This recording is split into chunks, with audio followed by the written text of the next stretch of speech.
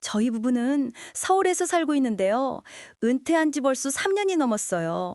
지금 가진 재산이라고는 살고 있는 이 집 한 채가 전부고 따로 소득도 없고 아르바이트도 안 하고 있습니다. 주민센터에 기초연금 신청하러 갔더니 집이 있으면 못 받는다고 하던데 그게 정말인가요? 그럼 이 나이에 집을 팔고 전세로 살아야 연금을 받을 수 있는 건가요? 우리 집 시세가 한 10억 정도 되는데 도대체 집값이 얼마까지는 기초연금을 받을 수 있는 건지 너무 궁금합니다. 안녕하세요. 소소하지만 담백한 복지 이야기를 전해드리는 소담이입니다. 오늘은 많은 분들이 오해하고 계시는 기초연금과 주택 소유에 관한 이야기를 준비했어요. 집이 있으면 기초연금을 못 받는다고 생각하시는 분들이 정말 많은데요. 실제로는 어떤지, 그리고 얼마까지의 집을 가지고 있어도 기초연금을 받을 수 있는지 구체적인 계산 방법까지 자세히 알려드릴게요. 영상이 도움이 되셨다면 좋아요와 구독 눌러주시면 감사하겠습니다. 먼저 결론부터 말씀드리면 집을 소유하고 계셔도 기초연금을 받으실 수 있습니다. 오히려 전세로 거주하시는 것보다 대출을 받더라도 집을 소유하시는 편이 기초연금 계산에서 훨씬 유리해요.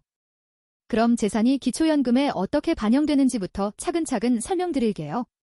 아파트나 주택, 토지 같은 부동산은 시가가 아니라 전년도 시가표준액, 그러니까 공시가격을 기준으로 반영됩니다. 많은 분들이 실제 시세를 기준으로 생각하시는데 실제로는 공시가격으로 계산하기 때문에 생각보다 훨씬 여유가 있어요. 전세 보증금을 포함한 임차 보증금은 확정일자를 받은 임대차 계약서를 제출하면 주거 목적인 경우 5%의 기본 공제를 받을 수 있습니다. 하지만 주거 목적이 아닌 상가 같은 경우엔 보증금 100%가 기초연금 계산에 반영되죠. 2025년 기준으로 기초연금을 받으려면 본인과 배우자의 소득과 재산, 부채까지 모두 반영한 소득 인정액이 기준 이하여야 해요.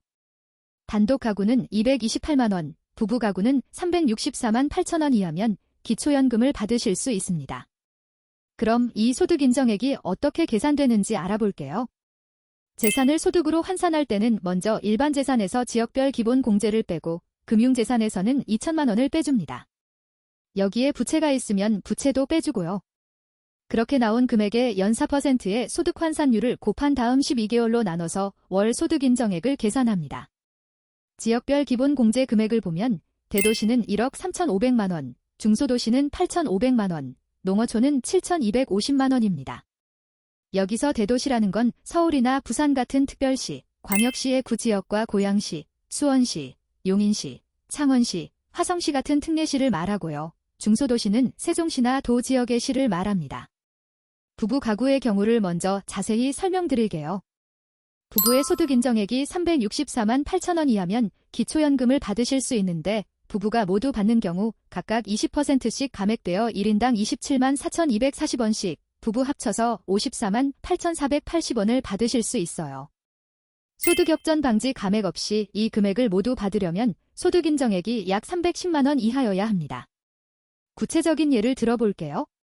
대도시에 사시는 김소담 씨 부부가 시가 16억 원 정도의 아파트를 소유하고 계시다고 가정해보겠습니다.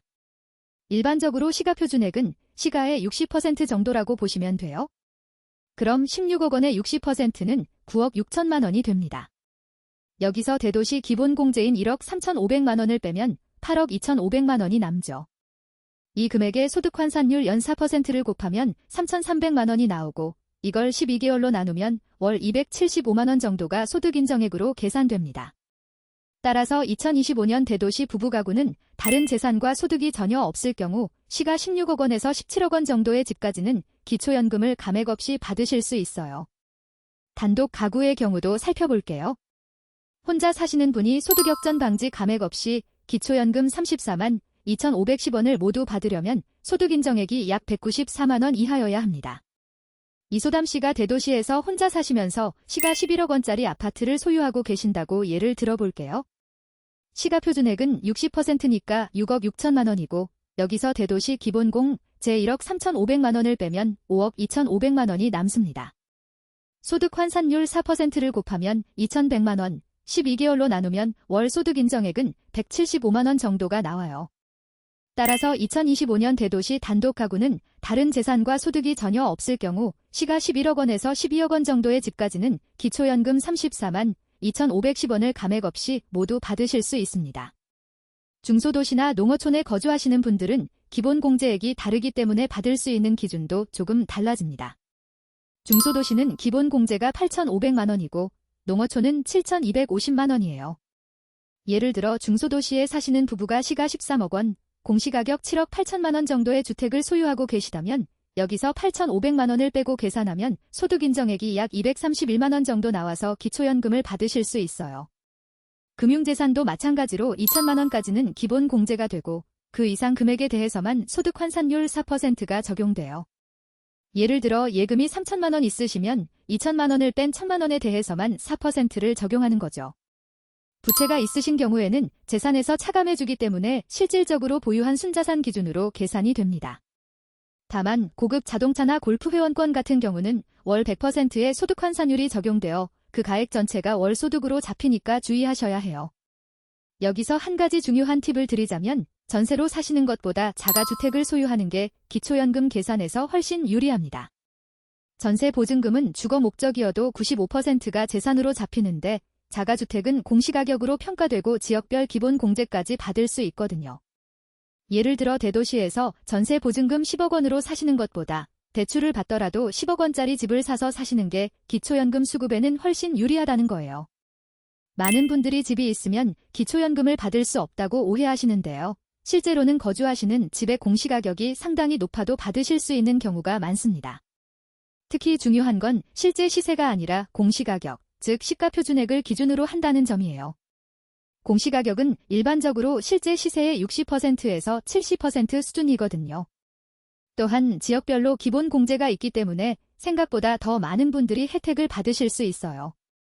대도시 기준으로 1억 3,500만 원까지는 아예 재산으로 계산하지 않는다는 점도 기억하시면 좋겠습니다. 기초연금 신청은 만 65세 생일이 속한 달의 1개월 전부터 가능합니다. 이렇게 사전 신청을 하시면 생일이 속한 달부터 바로 기초연금을 받으실 수 있어요. 신청하신 달부터 지급되기 때문에 나중에 신청하시면 그만큼 받지 못하는 달이 생기니까 꼭 미리 신청하시길 권해드립니다. 신청은 주민센터에 직접 방문하시거나 복지로 웹사이트를 통해서도 가능하고요. 대리인 신청도 가능합니다. 필요한 서류는 신분증과 통장 사본 정도면 되고 재산이나 소득에 대한 자료는 공적자료로 조회되니까 따로 준비하실 필요는 없어요. 제가 오랫동안 이 분야를 지켜보면서 느낀 건데요. 많은 분들이 집 한 채 있다는 이유만으로 기초연금 신청 자체를 포기하시는 경우가 정말 많아요. 하지만 실제로 계산해보면 받으실 수 있는 분들이 생각보다 훨씬 많습니다. 오늘 말씀드린 내용을 정리하면 집을 소유하고 계셔도 기초연금을 받을 수 있고 2025년 기준으로 대도시 부부 가구는 시가 16억 원에서 17억 원, 단독 가구는 시가 11억 원에서 12억 원 정도의 집까지는 감액 없이 받을 수 있습니다. 물론 이건 다른 재산이나 소득이 없는 경우를 기준으로 한 거예요.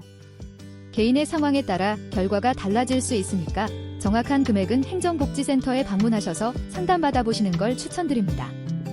혹시 비슷한 경험이 있으시거나 궁금한 점이 있으신 분들은 댓글로 공유해주시면 서로에게 큰 도움이 될 거예요. 오늘 영상이 도움이 되셨다면 좋아요와 구독 부탁드립니다. 소담이었습니다. 감사합니다.